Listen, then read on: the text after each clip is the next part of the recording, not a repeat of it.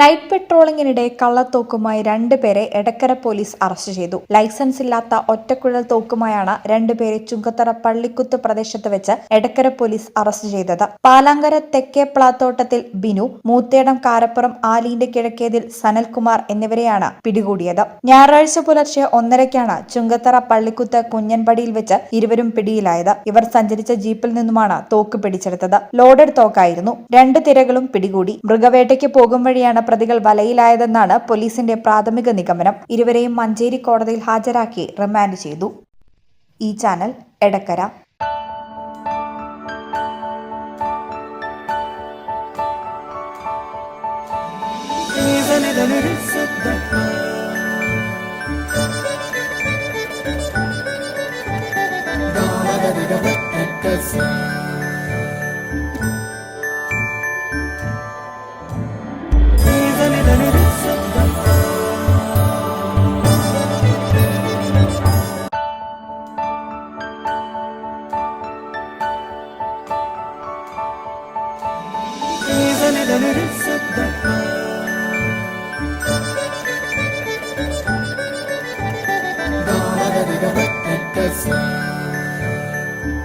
Qatar golden diamonds, Calicut road, Valanchery main road.